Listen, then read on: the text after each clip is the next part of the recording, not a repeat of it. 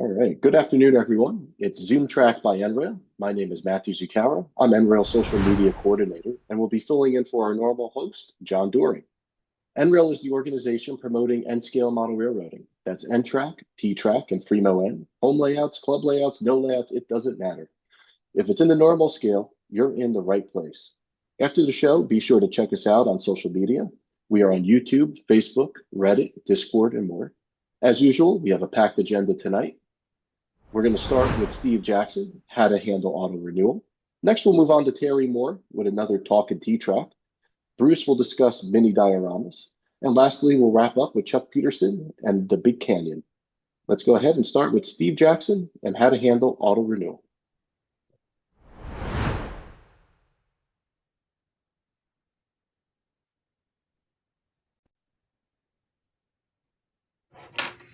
Hi, my name is Steve Jackson, and I am the NRail membership chair. If you ever need to reach me, you can reach me at membership@nrail.org. This quick video today is to talk about membership payments. So we had a new feature that was added, automatic recurring payments. It was added around 2023, 2024. I don't remember exactly when that was, but it was added by the hosting service that we use for the NRail membership. So we've had, with that automatic recurring payments, most people really enjoy it. We've had generally very good feedback for it. Every now and then I get somebody that'll reach out to me via email and ask about how they could be a member of NRail but not use that automatic recurring payments feature. So there are always three ways that I tell them they can do that. The first is to mail a check, and I'll show how to do that in a second. Second is purchase a gift membership, but for yourself. And the third is to actually disable the recurring payments within the payment system. And I'll talk to each one of these three in just a moment with some screen captures. So the first one being mail the check.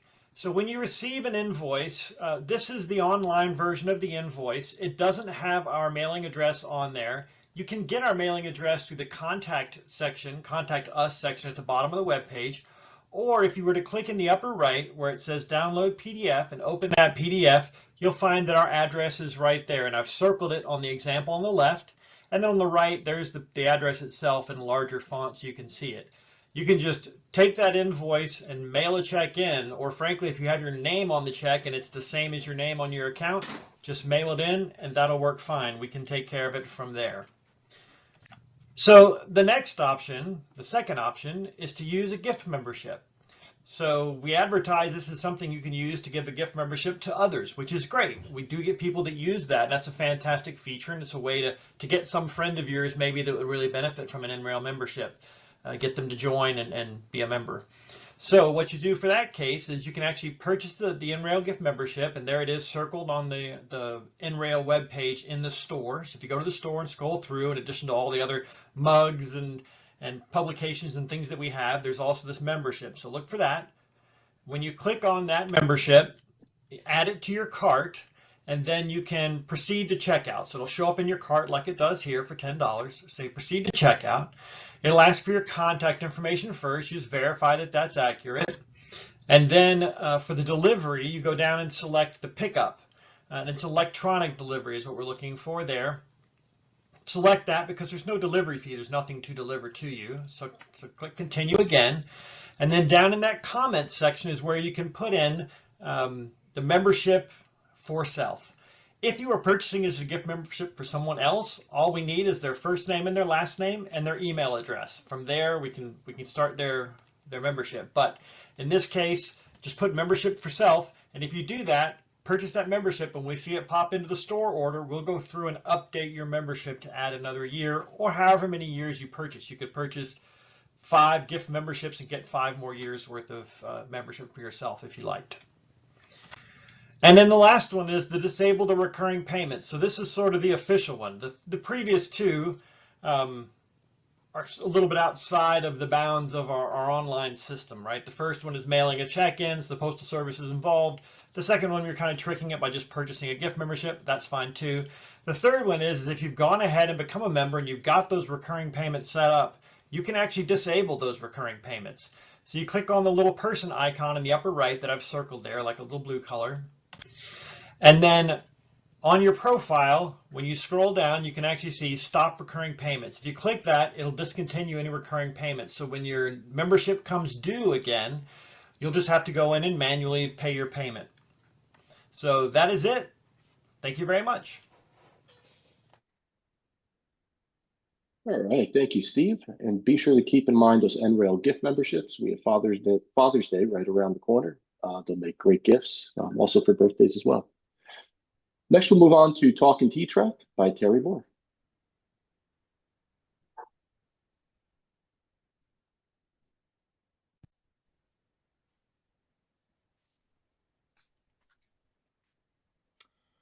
Welcome to Talkin T-TRAK. It's showtime. Model railroad shows are an opportunity to run on larger layouts, make new friends, and promote our hobby. I have always likened my model railroad travels as that of a traveling carnival. We arrive Friday, set up, give shows Saturday and Sunday, and come Monday morning, we are gone without a trace. Our small modular format is easily transportable and capable of creating the simplest of single table displays or a very grand extravaganza of N-scale model railroading. So, let's show or show off. In a school gym, at a hobby show with a large model railroad component. Or maybe you will be the model railroad component. A single T-tracker could put on a small Christmas display with 1 or 2 tables. A 4-foot Christmas tree decorated with lights and train ornaments, with a train running around the outside of the tree skirt on an inside loop with Christmas-themed trains on the other loops, or nostalgic trains from the past at a seniors or long-term care home presentation. Or you could run some steam trains at a Pioneer Village heritage site in an old train station. If you live in a small market area where the towns are 2, 3, or 4 hours away and don't have 3,000 people, those developing any type of hobby or craft show, or even a group of various local model railroaders trying to create a show, would love to have you participate. Club layouts are easy. Club layouts are already created. Available modules are known. Wiring is club standard, sometimes not always T-TRAK standard. And modules can be built to a club standard of base color, skyboard color and availability. Some insist on skyboards, and other scenic build requirements. Show participation only requires commitment of club members to bring modules. The layout is then designed based on that commitment and may simply be the same as previous layouts. Easy peasy. But invited guest T-trackers may require wiring considerations, or guest modules may simply not be connected to the power buses, and depending on display space, more tables may be required, or club modules replaced. Size doesn't matter, just more modules and more to do. This was a large Eastern layout with 22 tables. It is simply a long loop folded back on itself with some corners and 4 added junctions, creating 3 inner yellow track loops. Very easy if you can get the corner modules. Corner modules and junctions are not usually very plentiful, and the layout plan can depend on their availability. What is special about this is that the host group uses a DCC power supply with the yellow bus hardwired reversed.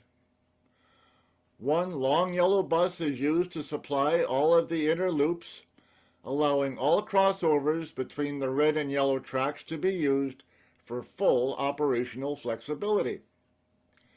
Even so, an inner loop could be disconnected from the DCC and be DC. Invitational large layouts. Even more of the same and headaches. Large invitational layouts go far beyond the capabilities of the host organization or club. The host will probably supply the DCC power equipment, but those who wish to run DC trains on a dedicated inner loop may need to supply their DC power source. With modules from all over the country, the layout coordinator really must know the build details of the modules offered for the layout. Let's explore this. In this case, a group wanted to bring their 17-inch junctions to remove the 282 millimeter radius curves from the red track. That required 62 millimeter double track straights to correct the fit. This was before 33 millimeter straights were available to make a perfect 66 millimeter correction.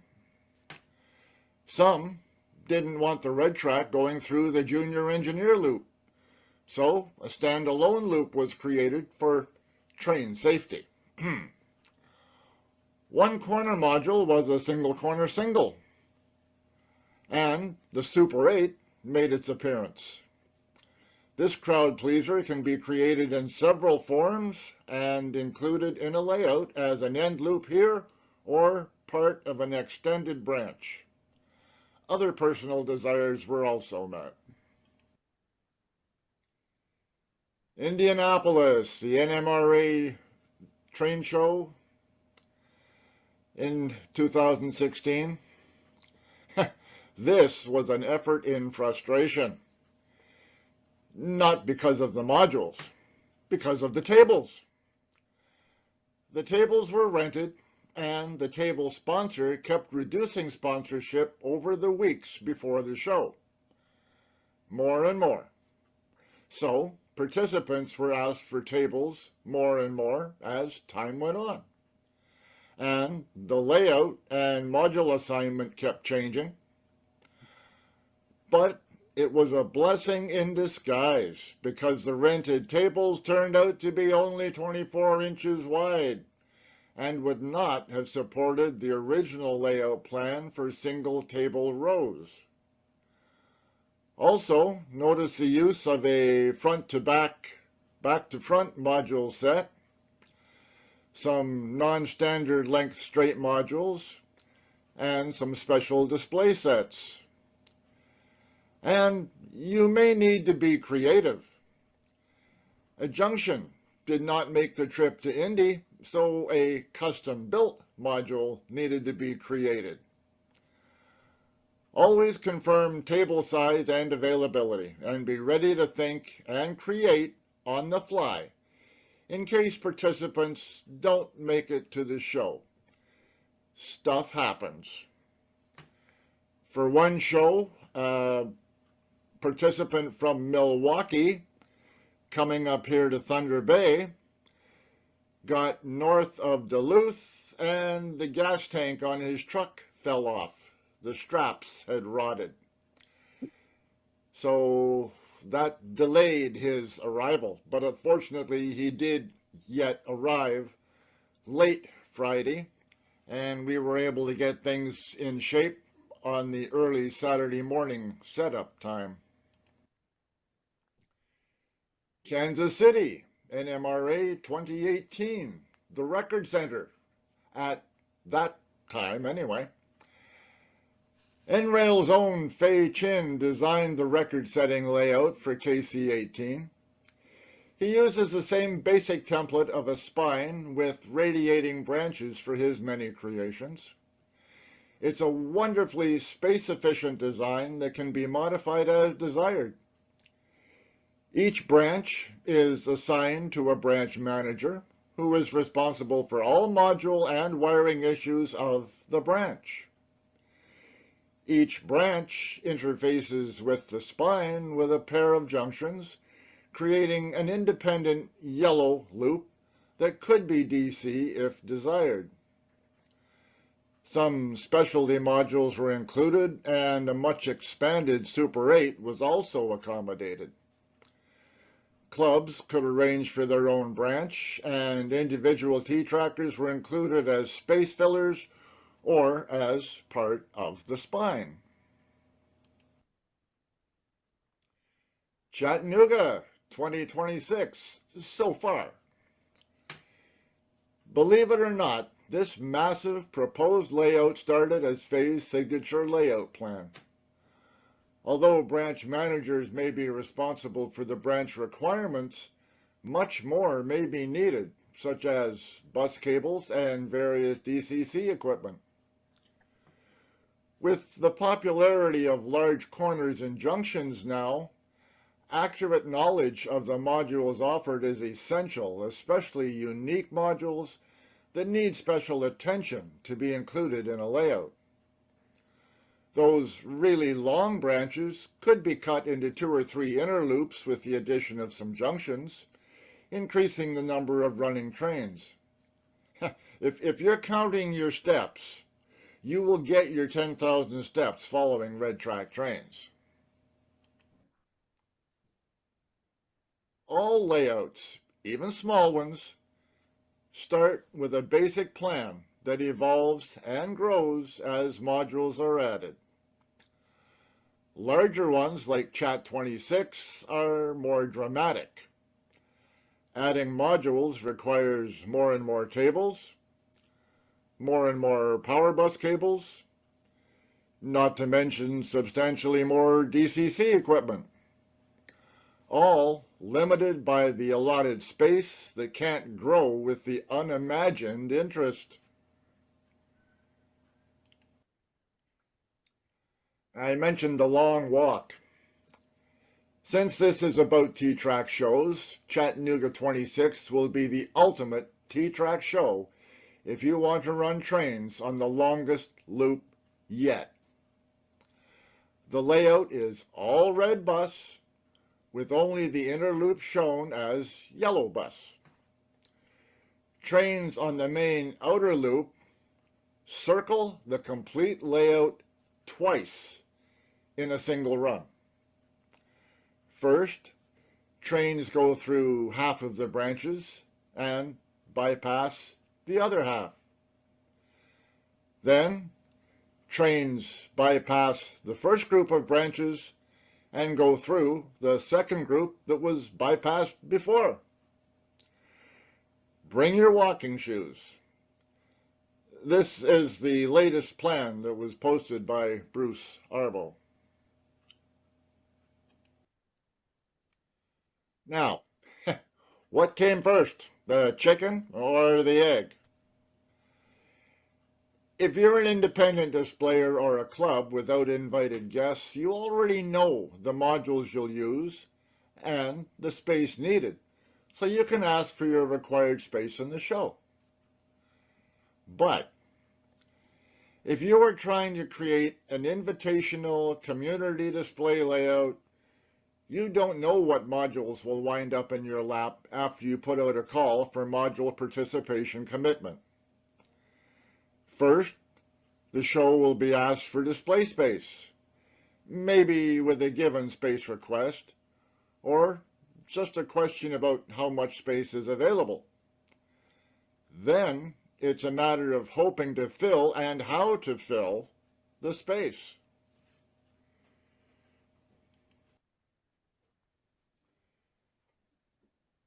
NTRaK is a building block modular format because it's based on multiples of 1 square foot. Very easy to create a layout if the tracks fit. T-TRAK modelers aren't so lucky. T-TRAK straight modules are just multiples of a standard single module. Don't bet on it. But module depth may vary. The various popular corner modules do not relate to each other without special consideration. Standard Steve Jackson junctions are 23 millimeters shorter than a double module.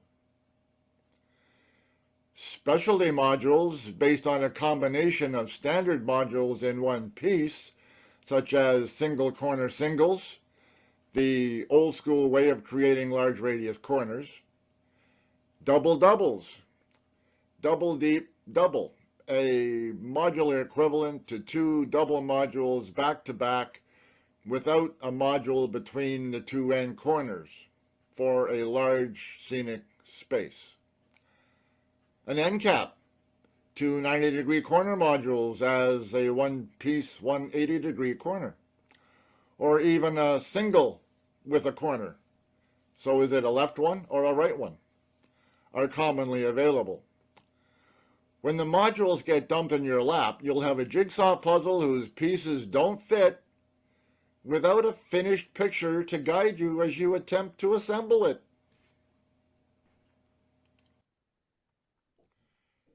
As you try to imagine a layout of all the mismatched pieces you've been blessed with, you will also have special requests. The easiest is a request for a DC control loop. Just segregate an inner loop from the other yellow bus supply and connect a DC power source. Just remember to disable crossovers between the DC loop and the rest of the T-TRAK world. But you may also need to find a way to fit in a 20-foot yard. Mine's only 12. Or a passenger station. Mine's only 8 feet, but adds special corners. Or a 10-foot prairie elevator row. Or an 8-foot city scene. Maybe some of these long sets are sectional and not a fixed length. Why are long sets a problem? Because they are popular, and sometimes simply getting some independent singles or doubles to equalize both sides of a loop of long sets is hard to do. I really am. Although it's always nice to get decorated modules, sometimes we just need to take what we can get to create a nice sized layout. Unfortunately, many of those large yards are not decorated. Junctions are nice to have. If they're not needed for branch creation, it's always nice to use them to create inner loops for more trains. Long outer red track loops usually have fewer trains per linear foot of red track length. Several inner yellow track loops usually all have running trains providing the entertainment. 597 millimeters. It's a magic number. Standard junctions, also known as Steve Jackson junctions after their creator, are a perfect companion to the standard 282 315 millimeter radius corners, and so are only 597 millimeters long.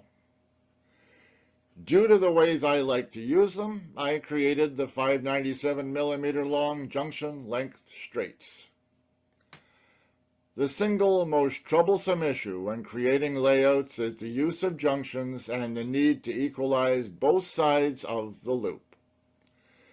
2 junctions plus a 45 millimeter straight track piece equals 2 doubles. That little 90-degree diamond up in the top left corner also has a straight track length of 597 millimeters, required to mate with corners and junctions.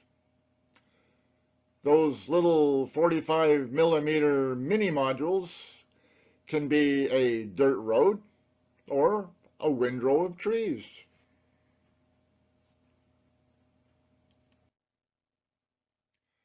Table trouble. This is where we get into difficulties. These diagrams are single table wide rows shown for graphic simplicity. Double table wide rows have the same concerns, just double table wide. Branch tables should butt up against the spine tables to allow flexible positioning as required by the module rows. Avoid placing the branch tables between the spine tables, locking the branches in position, and that may require small track pieces for module placement. Every layout has an anchor starting point where the tables and modules radiate out from. Once the spine modules are positioned, the branches can take care of themselves. If the module run is longer than the if the module run is longer than the table row, gap the tables and straddle the gap with a double or longer module.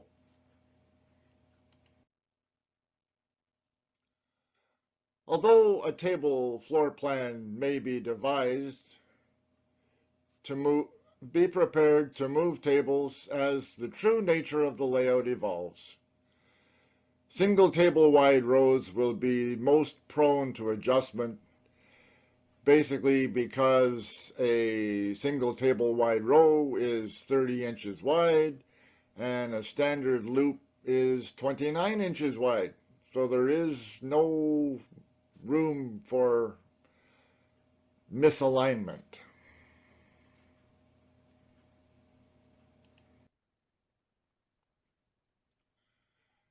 Don't be afraid to let modules overhang the table ends a few inches if you don't use the legs.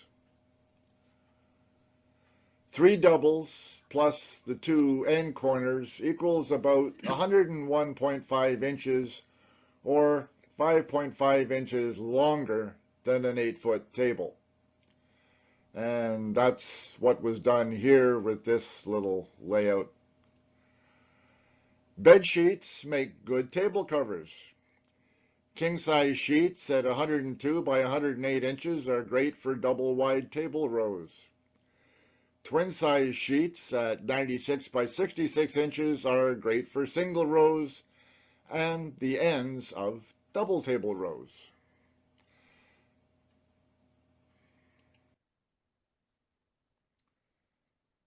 Table trouble. Some more. Dealing with junctions. The trouble with junctions is that depending on the layout design and the width of the tables used, 24 or 30 inch, remember,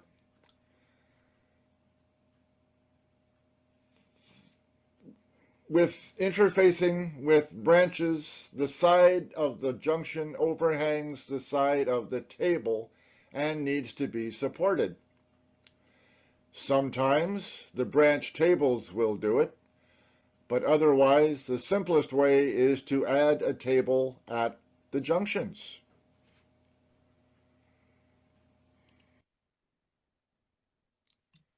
Another issue, a set of front-to-back, back-to-front S modules would help recess the junction modules towards the middle of the table row. That might take care of the issue, might not. I had 6 or 7 more of these slides about little various options for table issues, and I'm not going to bore you with that. They will be available on the printed version of Showtime at the NRail.org website under the T-TRAK Resources tab. The printed version of Showtime will have those slides printed out in their entirety. So, Rule number one. Basically, there's only one rule. Make the tables fit the modules. Don't try to make the modules fit the tables.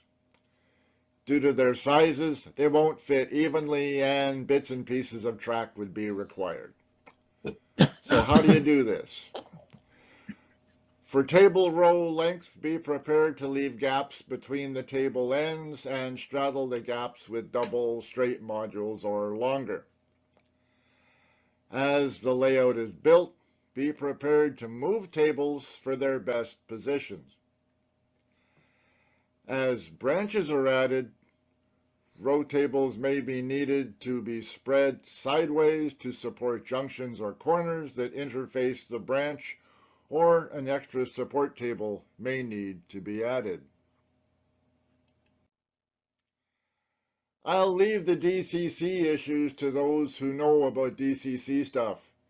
Believe me, that's not me. But for layout wiring issues, see the Talkin T-TRAK archives on the NRail.org website, just like I mentioned earlier.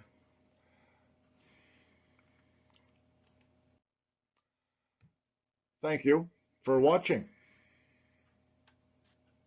All right, thank you, Terry. I'm definitely always impressed by the logistics which go into any show, regardless of size. Speaking of shows, we do have a couple coming up. I know Terry mentioned the National T-TRAK that won't be until 2026, but of course we do have our National N-Scale Convention in Kansas City. That'll be in June of this year. And we do have the National Train Show in July in Novi, Michigan. Matt, Next up, yes, it's John? John Wallace. Can I make a couple of comments about Terry's presentation? Yeah, definitely. He's provided a lot of information there about Yep. Chattanooga next year, and it's generally good information, but we're going to have over 200 tables and about 1,400 modules. So we got to do things a little bit differently than what Terry has outlined. We've got a planning committee. We meet monthly. Probably around July, maybe August, we'll start publishing information on how we're going to do things. But essentially, it's keep it simple and minimize the permutations and combinations. One example that we've Okay, decided John, can we move on? We really need to get the program moving on, and I'm sure that there'll be more opportunities to talk about Chattanooga later on. Thanks. Okay, Bruce, we can roll into mini dioramas. Okay, we will go on here. All right, we've talked about T-TRAK a lot. We've got a presentation on NTRAK coming up, and one of the things that just started are mini dioramas. They came out of Texas about 2-3 years ago, and Stephen Moore basically brought them over from Japan. And mini dioramas are something for kids. They are something that is very popular with the kids. Sorry, let me see if I can get back here. Anyway, one of the things that in order to put on mini dioramas, there's been some interest from various groups, and so I thought I'd just cover this quickly.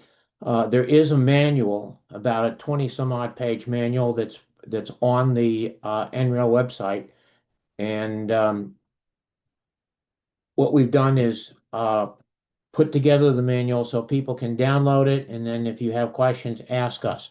The important thing is to find somebody in your club or in a club that's in your area who is interested in working with kids and can drive this. However, the warning is that don't just let that person do everything because they'll get burned out. It takes basically a couple of people at least to work on this, and you need to find somebody who wants to promote model railroading with kids. And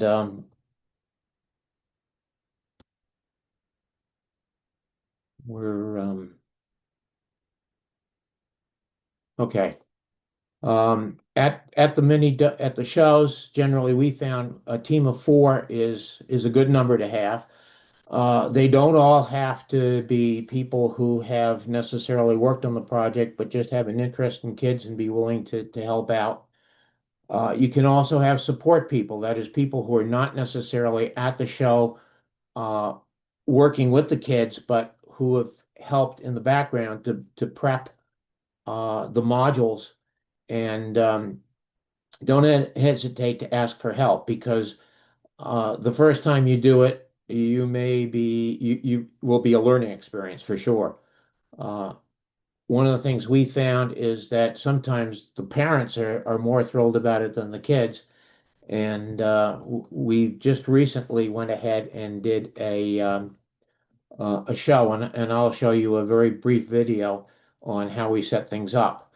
As I said, there's a link to the manual on nrail.org's homepage, so you can go to nrail.org. You can send email to me, Bruce at nrail.org. Not that I have the answers necessarily, but I can probably find somebody who does.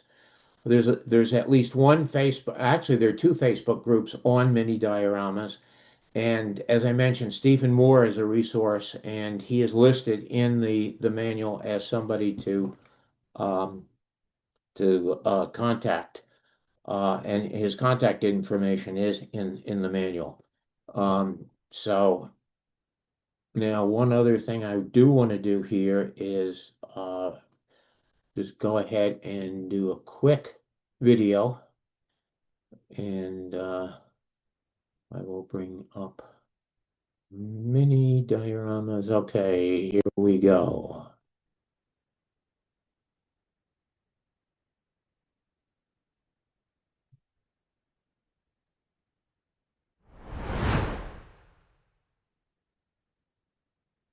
Well,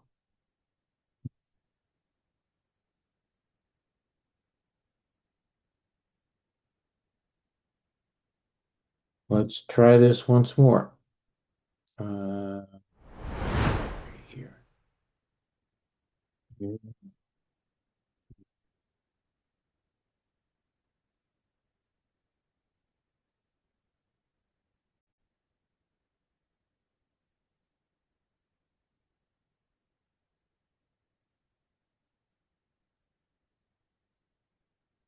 Okay, that's not going to work. Anyway, unsupported format. Okay. So basically, as I mentioned, there's a link on the NRail homepage, and it's something to try. When we brought that to a show, I think in November it was, we had 100 kids a day going through the building mini dioramas. So it's something that is really very popular. And now we'll turn it back to Matt.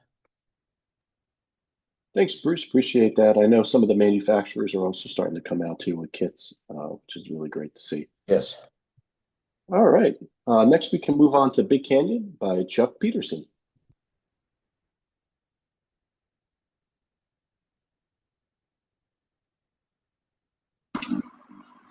Okay, can you hear me now? Yep.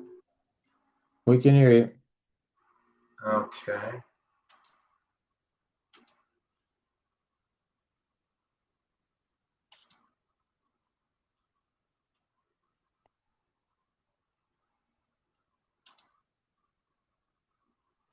Okay. My name is Chuck Peterson. I'm with the Oklahoma NRail organization. I think up to now we've had 2 presentations on a set of modules that we call the Big Canyon Loop. One was by Bruce Alcock, who just presented a moment ago, did an introduction to the Big Canyon Loop. And Lee Williams then followed that up at another NTRaK or a ZoomTRAK get together, talking about the construction of the modules, the layout of the modules, and several other technical aspects about the modules themselves. Anyway, back in November of 2023, our Oklahoma NRail group decided to take a field trip down to a quarry about an hour and a half south of Oklahoma City that was operated by the Dolice Corporation. This location is located at the base of the Arbuckle Mountains down in south central Oklahoma.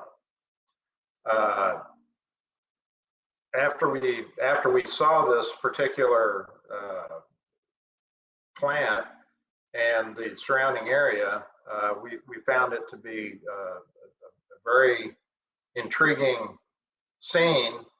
And when we considered making this particular double end loop module, we thought we would incorporate what we had learned down there and seen in the Big Canyon with this double loop. So I'm going to go through the presentation of how we were able to turn this this double module loop into a scene from the Big Canyon area. Okay, I'll do. Okay, so what is the Big Canyon? Big Canyon is a canyon created by erosion from the weathering of the Arbuckle Mountains by the Ouachita River that runs through it. Santa Fe Railroad also follows this canyon through the Arbuckle Mountains, as does the Amtrak line that runs out of Oklahoma City down to Fort Worth, Texas. Okay, in this particular region at the base of the Arbuckle Mountains, there's quarry mining for numerous minerals and aggregates that have been used in the construction, mostly concrete. Numerous factors that make for a compelling train module scene were observed down there, and a decision to build the end loop was the impetus for modeling the Big Canyon. Okay, I will show you an outline just real quick about what I'm going to be talking about here today. First is the proposed layout. Before we got started on it, we had to come up with a design plan. Then I've taken several photos of the Big Canyon area that I was using as kind of a prototype of what we wanted to create. The third, building the train, and that was through the use of extruded styrofoam and fast mache. Now, I might say here at this point that I have done a couple of previous ZoomTRAKs where I've talked in more detail about these particular techniques. And if you have any other questions about that after seeing this particular presentation, I'd encourage you to go back and see if you could find those. Okay, I'd already mentioned the fast mache as a kind of a ground base that we used in it, but we also had rock outcrops made from the styrofoam, and we needed to make those look as realistic as possible. Then there'll be a little short discussion about the trees and the foliage, and then the creation of the river, the Ouachita River that runs through this particular scene.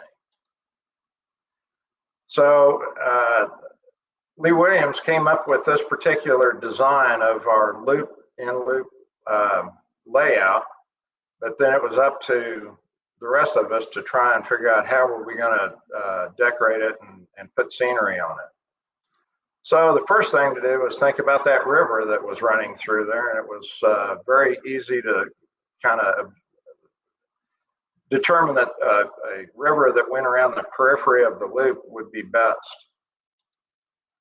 Well, you also need hills, if you saw the hills in some of those previous pictures.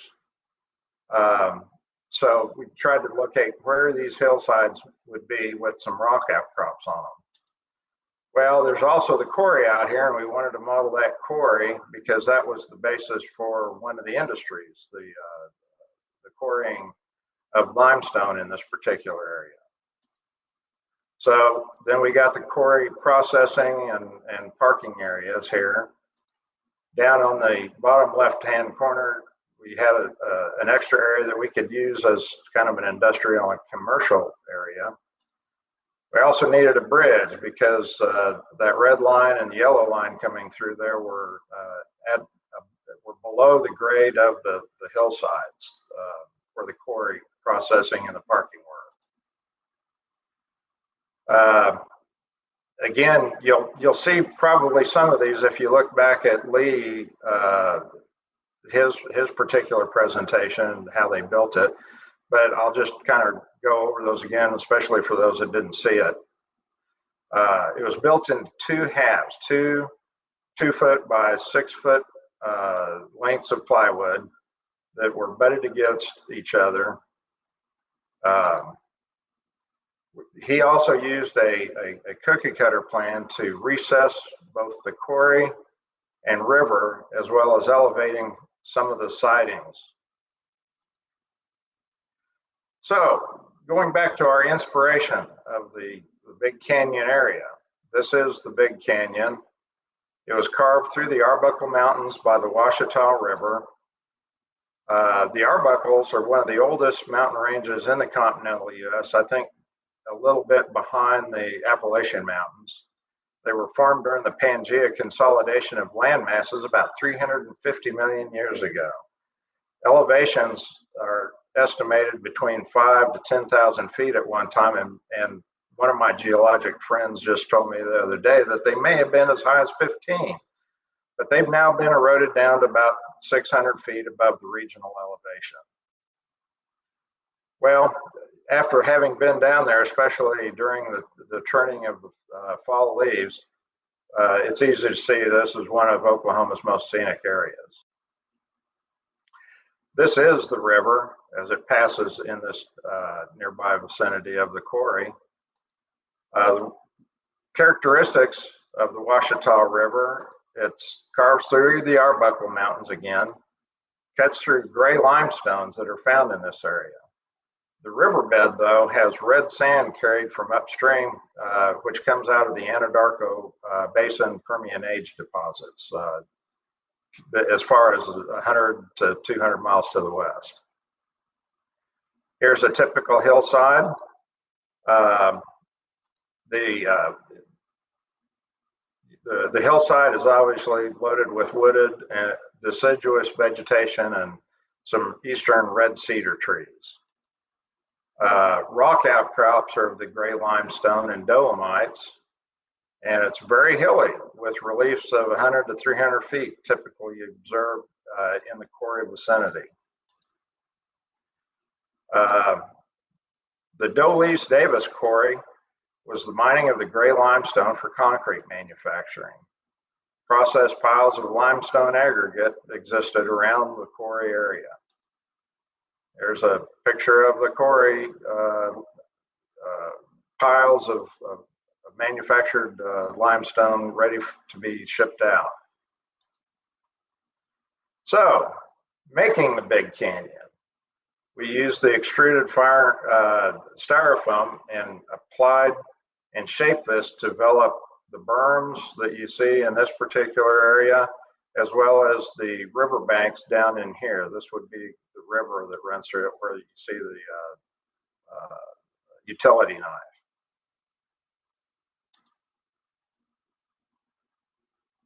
The fire styrofoam was also used here, stacked to build hillside terrain, and we also were able to carve it into forming roadbeds to and from the quarry.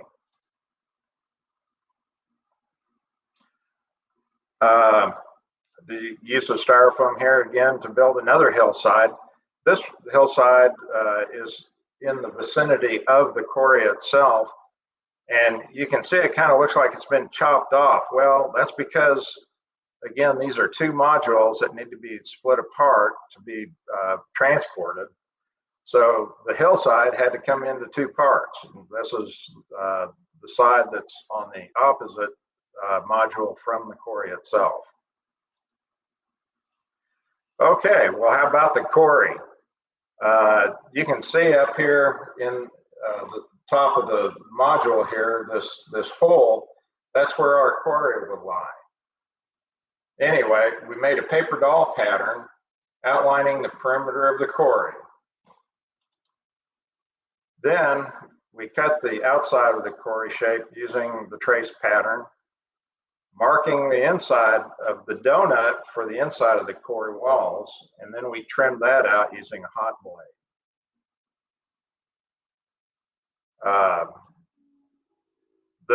There I am. I think I'm cutting the inside of the donut in this particular picture with the hot knife. Works very well. Just have to be patient with it because you can bend the hot knife or even break the blade. Quarry construction, we ended up carving down a road into the quarry floor for access by the excavators and dump trucks to get in and out. Bruce then wanted to test the placement of some of our mining equipment, and so we had the chance to do that, make sure that everything looked like it would fit our design. Okay, now on the side of the quarry itself, we did have to finish the hill. So we did that, laying down the styrofoam and then cutting it and shaping it to blend in with the other half of the quarry module on the far side. Okay, now on the far side module hillside, we wanted to have some rock outcrops. So we ended up carving the rock faces using wallpaper and or utility knives. The carving of the styrofoam included not only these hillsides, but the quarry excavation faces, as well as the excavation for the track right-of-way and any river bank cuts. Now, once we had that carved out, we applied fast mache as a ground cover and also to blend in the slopes of the ground. We also had the fast mache you can see here in the cup. We painted that for a kind of an earth tone color to go on the slopes that we had, so that in case there was any chipping or anything like that, it still would have kind of an earth color underneath. Well, then it's time to work on the outcrops again, and so we painted those with a base color. In this particular case, it was a light gray. Any other outcrops that you might have in your module might have a different base color to it, maybe a burnt red like we might see in Oklahoma, creams, tans, or dark grays, even a charcoal black in some instances. Once we've got this painted, then I would use pastel colors to add a natural color variation to our rocks. Here we got Martin working on the hillside there, and he's actually applying white glue so that we can add any ground covers that we would want to put down. In this particular case, some soil dust, maybe some woodland scenic grass. I will say that any shrubs or bushes probably need spot application of glue to be able to get those to stick. So here is a rock outcrop that you were seeing as it has been completed. Here's another one that was on the riverbank, carved to model. You can see it's been carved to model rock fractures. It's also highlighted with a dark gray, tan, and a rust-colored pastels to give it a more realistic look and variations that you would see in natural rock colors. In this particular picture, you can see a little waterfall that we were able to add from spring water runoff that we just imagined for this, just to add some interest to this module. Okay, we got the quarry too. In this particular use of the styrofoam, we've got a progressive mine face. It sports several different rock strata. Even though they're all limestone, there are several different beds of it that are laid down from the deposition when it was originally deposited. You also see the bedding planes. The one right here might be a shale that you see going around. It's a softer rock. Then once we've got that done, I added widely sorted dust, sand, and rock chips for the mine floor. Here's a little bit closer look of that. You can see how it comes out looking fairly realistic. Okay, as far as trees for the module, these were made out of the sagebrush stems that I was able to find out in Colorado and Wyoming.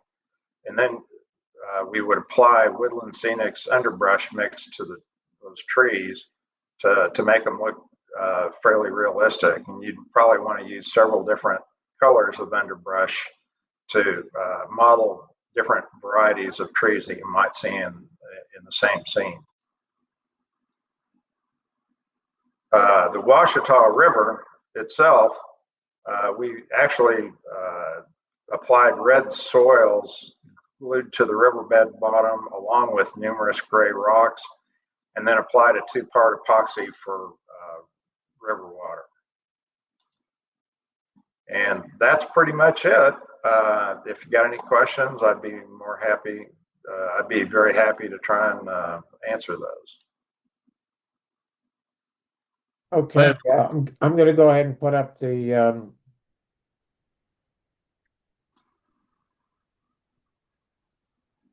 poll while people ask questions. So I'm sorry. Go ahead. I should have raised my hand, but I have a question. When you have the river running around the edge, what did you use to dam up the 2-part epoxy from overflowing the surface of your module? Well, that is a good question, and I think Lee actually we had put some Wax paper. Wax paper and taped it really tight. Bruce, did we put a little bead of something or a glue around that wax paper at the edge to make sure it didn't leak through there? I can't recall now. I think we just used a lot of clamps. That was one of the challenges, though, and it's interesting that you spotted that and noticed that there was quite a bit of open area there that the epoxy could leak over the edge with. Have you tried duct tape? We did not try that here. That stuff is very, very adhesive, and it would worry me about pulling it back off after that, after applying the epoxy. The only other thing I can say is that, you know, and this is just my experience with these 2-part epoxies, is that if there is any hole, and I don't care how small it is, water might not flow through it, but this stuff will find that hole and leak through it. And that's just been my experience in using that stuff. So you just have to be very, very careful to make sure that there's no way for that epoxy to leak through.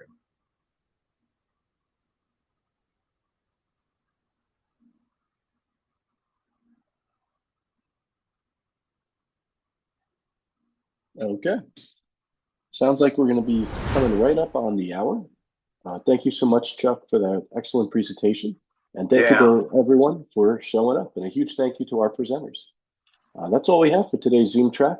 Remember to check out our social media after. We're on YouTube, Facebook, Reddit, Discord, and more. And I'm Matthew Zucaro, filling in for John Doring. Have a good evening, everyone. Thanks, everybody, and happy Easter. Happy Easter, everyone. Please be sure to fill out the poll. Takes 1 minute, and we do use your feedback.